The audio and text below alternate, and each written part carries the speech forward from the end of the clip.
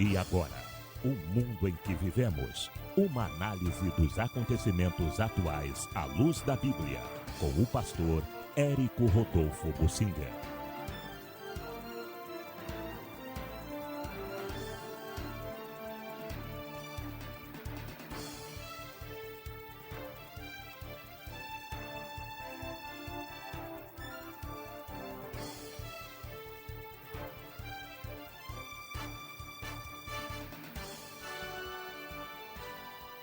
Eu quero fazer uma reflexão sobre o tema Os rumos do mundo convergindo para a internet. Vamos procurar entender isto. Nós estamos inegavelmente vivendo os últimos tempos. E esses últimos tempos que antecedem o arrebatamento da igreja e a grande tribulação são bem delineados pela Bíblia como tempos de maldade, crescimento da malícia, da imoralidade, as pessoas se tornando insensíveis umas com as outras, o amor se esfriando de quase todos, a fé se enfraquecendo em todos os crentes, são características desses últimos tempos que antecedem a grande tribulação.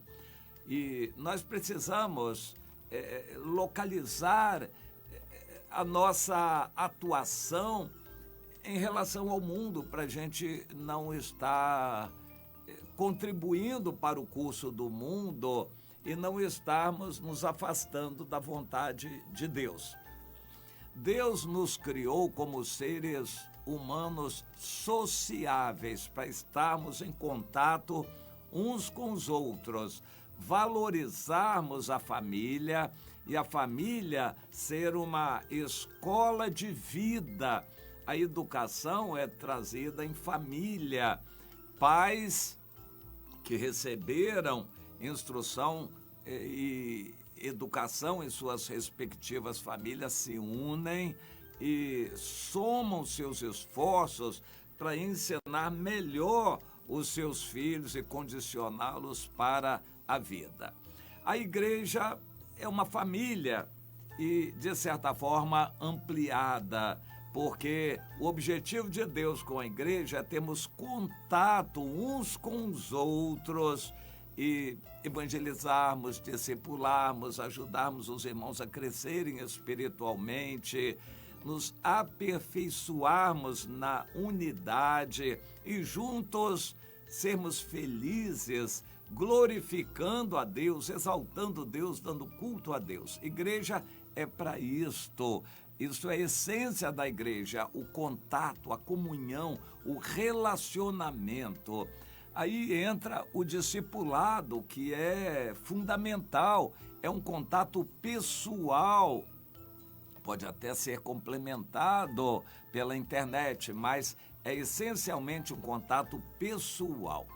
Agora, o diabo tem atuado contra a igreja, contra a família, tem atuado para destruir a família, exaltando o sexo indiscriminado com qualquer pessoa, fazendo as pessoas idolatrarem áreas de vida e até de trabalho e dinheiro para abandonarem a família ou relegarem a família a segundo plano.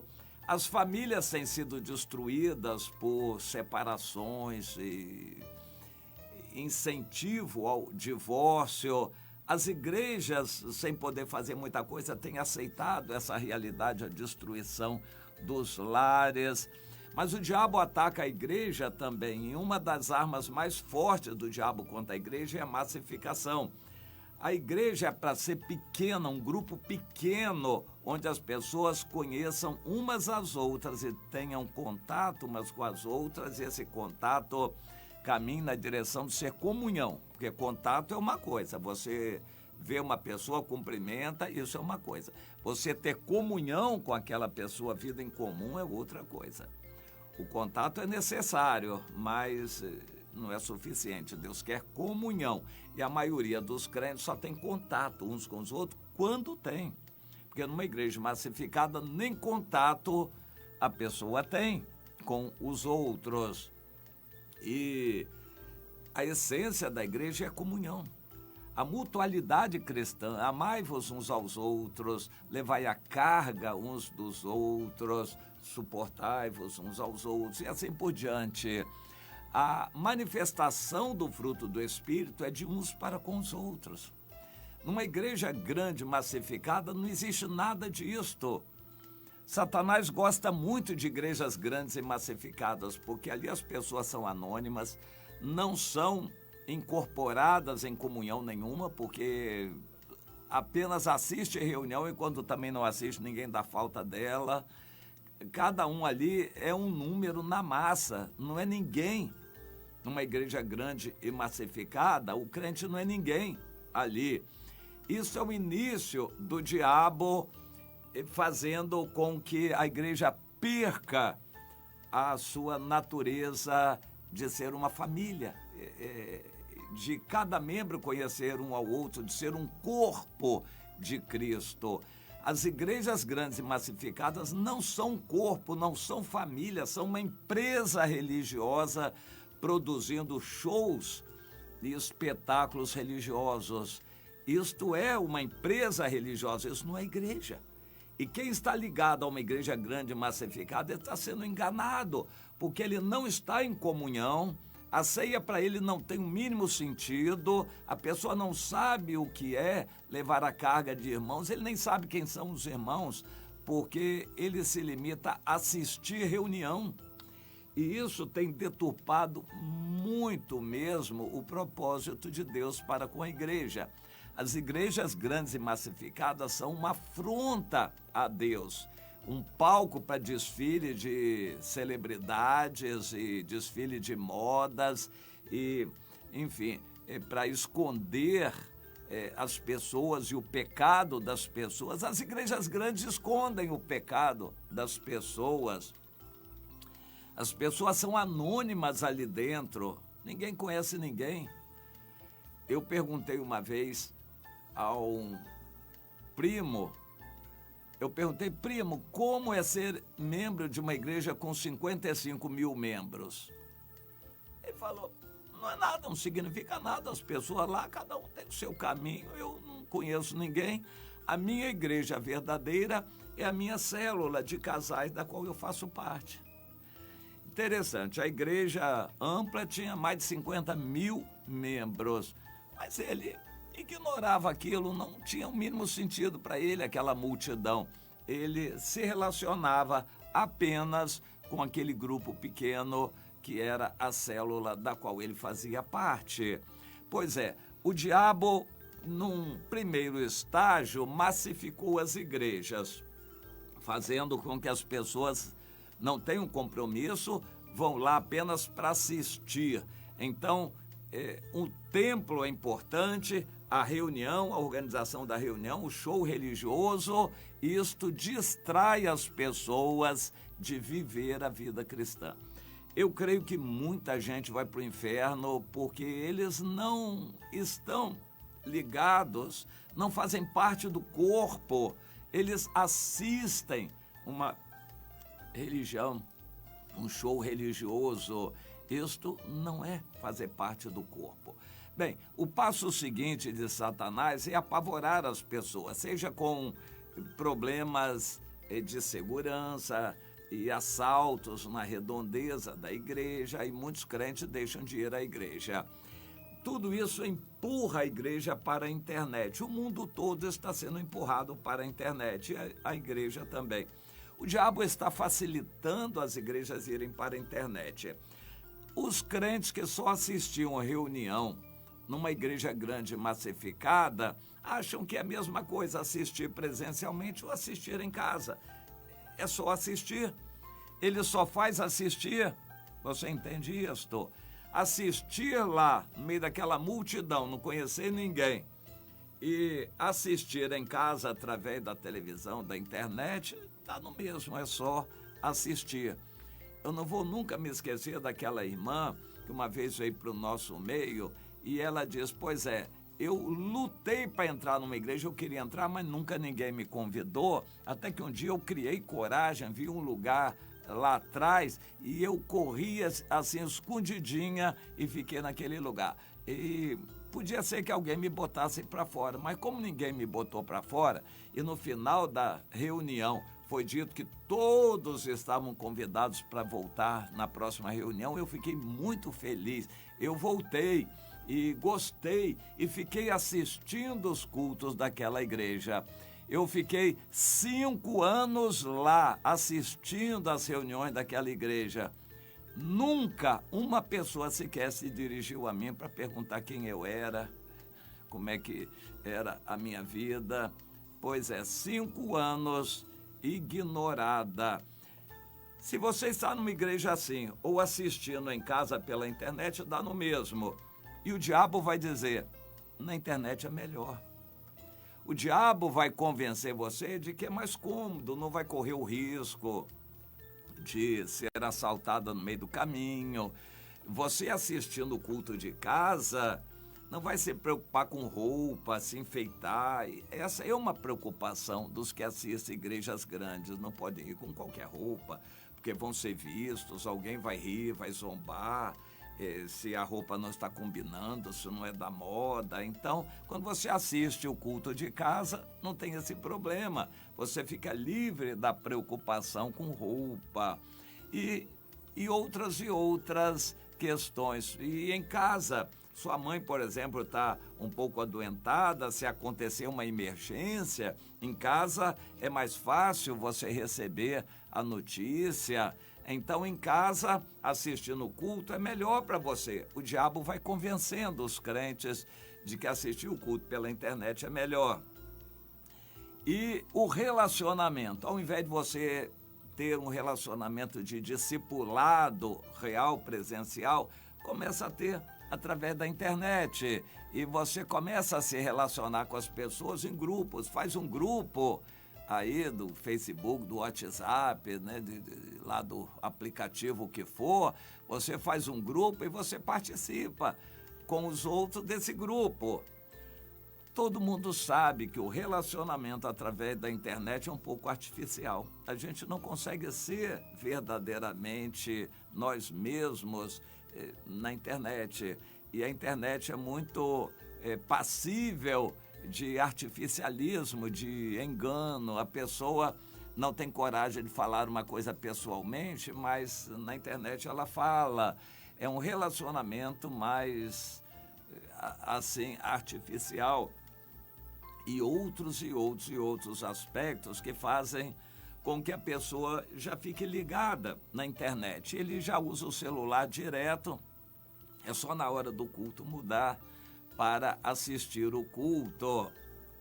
E no relacionamento com as outras pessoas vai continuar ali através das redes sociais, aquele relacionamento virtual. E assim a pessoa que já gasta a maior parte do seu tempo ali, o tempo para Deus em assistir culto vai ser gasto ali também. Bom, o diabo não diz para a pessoa que isso não substitui a vida de oração, o discipulado, o amor ao próximo, o contato com os irmãos, a comunhão com os irmãos, porque sem comunhão ninguém vai ser salvo. Então o diabo não diz isso, ele só mostra as vantagens da vida cristã através da internet. E está convencendo muita gente. Nos Estados Unidos, estatísticas são feitas e já a maior parte dos cristãos já está numa ligação através da internet. Há países onde o evangelho é perseguido, então só mesmo através da internet as pessoas buscam uma certa comunhão ou um contato. A internet é uma realidade no mundo todo. É uma obra de Satanás para unir os homens e tirar Deus da jogada. Os próximos passos da internet, que já estão sendo dados, é usar a inteligência artificial, vários programas, robozinhos de inteligência artificial, quando o conteúdo for considerado prejudicial, intolerância religiosa, outras coisas assim. Então eles vão cortando, limitando. Uma pessoa que é um cristão enjoado, que manda muitas mensagens assim evangelísticas, esses robozinhos de inteligência artificial vão cortando. Você tem, por exemplo, 2.000 pessoas no seu contato. E, teoricamente, quando você posta uma mensagem para as 2.000, elas vão receber. Mas o robozinho lá dos aplicativos vai fazer com que só chegue para 100 ou 200 pessoas. Eles vão começar a cortar o alcance das suas mensagens que eles não gostam. Isso já está acontecendo. O conteúdo já está sendo filtrado. Como os donos da internet são os donos do mundo, prepostos de Satanás aqui no mundo, eles já estão fazendo isso de leve, devagarzinho, cortando aqui, ali, acolá, e eles vão ampliando esse controle. Por fim, eles vão tirar todo o conteúdo importante e cristão. Eles não querem que isso seja divulgado, eles não querem que a internet seja utilizada para a pregação do evangelho. Eles vão estimular os crentes a mandarem abobrinha, florzinha, não sei o que, frase de efeito, uma musiquinha gostosa, um piu-piu-piu ali, um negocinho tal. E eles vão estimular os crentes a ficarem mandando isso, mas não o seu testemunho, nem a palavra de Deus. Eles vão começar, já estão fazendo isso, filtrar bastante o que os crentes passam uns para os outros, além de controlá-los. Então, isso é uma realidade. Quanto mais os crentes estão na internet, mais estão enriquecendo esses donos do mundo. Eles estão aumentando a fortuna de uma maneira incalculável por causa disto. Então, o que fazer? Nós vamos entender que a internet é mundo. E quem ama o mundo, o amor do Pai não está nele. Isso é claro pela Bíblia. Nós temos que, então, sair da internet. Mas como o mundo todo está na internet, a gente depende dela? Pois é, comece a dar sempre preferência aos seus relacionamentos pessoais, presenciais. Marque pela internet, mas vá pessoalmente. Não fique em casa nos cultos. Não deixemos de congregar-nos. É ordem do Senhor, Hebreus 10:25. Não deixemos de congregar-nos. Então, use a internet só para comunicação ou telefone, mas não deixe de estar presente nos cultos, porque a sua presença estimula os outros irmãos.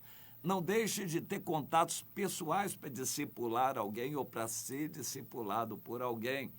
Não deixe de participar de reuniões de oração com seus irmãos de célula ou um grupo de oração. Isso é fundamental. Tanto quanto possível, fuja da internet. Se você conseguir diminuir a utilização de seus movimentos bancários, se você diminuir suas senhas na internet, se você não colocar seu coração, seu segredo, sua vida toda na internet, você vai poder ter mais liberdade, vai ser menos controlado. A nossa vida já é bastante controlada pela internet.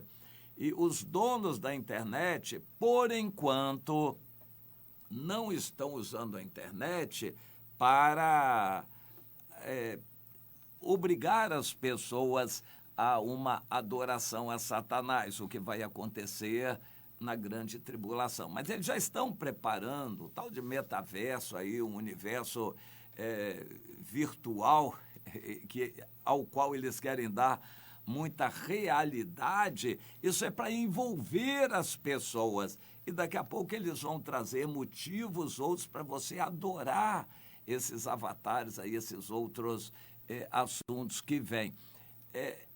Há um limiar disso, que é o arrebatamento, que já está muito pertinho.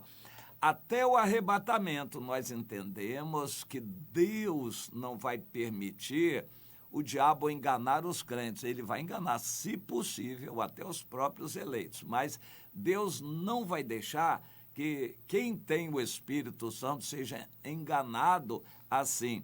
Então, nós vamos ser amarrados pela internet, mas ainda não obrigados a adorar Satanás. Depois do arrebatamento, o Espírito Santo vai ser retirado, aí sim, através da internet, as pessoas vão ser obrigadas a adorar a Satanás e a coisa vai ficar feia. Então, vamos procurar entender essa situação. A internet é a ferramenta principal de Satanás para levar as pessoas a fazer a vontade dele. Para começar, envolver o seu tempo, não deixar a pessoa ter tempo de ler a Bíblia, para afastar você dos irmãos, para você não ter comunhão com os irmãos, afastar você das outras pessoas para não evangelizar as outras pessoas. Isto o diabo já está conseguindo através da internet, mas ele vai continuar. Cabe a nós, cristãos verdadeiros, estarmos alertas para isto. É a exortação que Jesus deixa: vigiai. Entenda essa situação. Quando você fica 10 horas em cima da internet, com toda certeza, isso é uma lavagem cerebral em você para afastar você de Deus. Ninguém fica 10 horas em cima de um celular, depois sai espiritual, alegre, louvando e falando de Jesus para os outros. Entenda essa situação, como o mundo está convergindo para a internet e o crente tem que se separar. A santificação é ordem, se separe da internet o quanto você conseguir. Entenda isso, meu irmão. Se você não conseguir se separar da ferramenta da internet, se separe do espírito da internet. Cuidado, não perca tempo, não jogue o seu coração fora, seus melhores momentos e tempo de qualidade que deveria ser dado para Deus, não jogue na internet. Quando for dormir, pegue a Bíblia e não a internet perto de você para inspirar o seu sono. Então, comece a pensar nisto. Santificação é separar-se da internet. Em nossos dias, santificar-se é separar-se do mundo, separar-se da internet. Procure entender isso para caminhar nessa direção.